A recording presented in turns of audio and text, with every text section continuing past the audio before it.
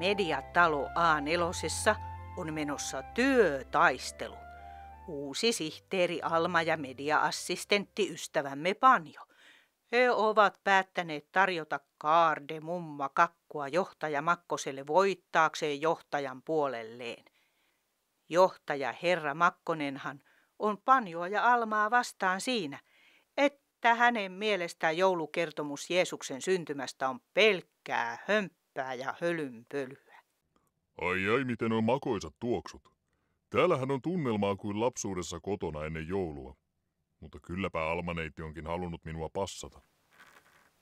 Niin no, mä sain jo eilen tätä kaardemumma-kakkua, joten mulla on tässä pikkusen niinku etulyöntiasema. Mitäs se poika sillä etulyöntiasemalla tarkoittaa?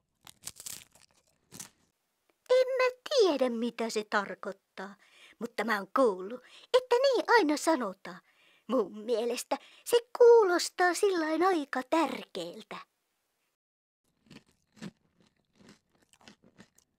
Kuules nyt poika. Parasta on aina sanoa vaan se, minkä itse ymmärtää. Eikä papukaino toistaa toisten juttuja, mitä ei ymmärrä. No niin, mitenkäs ne työt sujuu?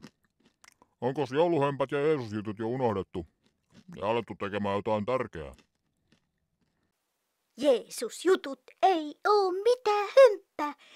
Kuules nyt, Sanko Makkonen, mä pillastun kohta, jos et sä lopeta tollasta. Hei kuulkaas, mitäs me keksittäis laittaa tilalle siihen perinteiseen jouluvideoon? Minusta tuntuu, että katsojat joka tapauksessa odottaa sitä joka vuosi. Niin, kyllä se on totta, että täällä on tehty aina jotain jouluvideoita. Täytyypä jotain keksiä. Miten olisi vaikka rekiajelu ja suklaan syöntiä? Siitähän saa vaikka miten paljon tunnelmaa katselijoille. Tehkääpä sellainen rekijuttu.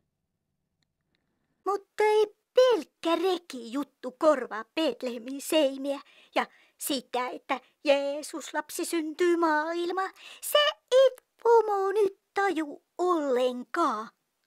Kuule nyt, voitaisiin me kuitenkin aloittaa tuosta rekiajelusta. Etsitään koneelta joku reen kuva. Täällä olisi yksi aika sopivan näköinen. Mitäs johtaja sanoisi tästä? Alma se on sitten näppärä ja järkevä sihteeri. Olen oikein tyytyväinen työhösi. Katsotaan. Oikein nätti menopeli. Tuolla teette vähän tunnelmaa ja juttua. Siinä on jouluriemua tarpeeksi. Minä tästä kohta lähdenkin palaveriin. Jatkakaa tähän malliin. Musta tuntuu, että kukaan ei nyt käsitä eikä kuuntele mua. Ei Jeesusta voi jättää joulusta pois ja korvata jollakin reellä pelkästään. Mäkin lähden kyllä asioille. Heippa vaan sihteerille. Panjo, odota. Nyt se suuttui. Siellä se menee. Enkä minä ehtinyt selittää sille suunnitelmaani. Harmi.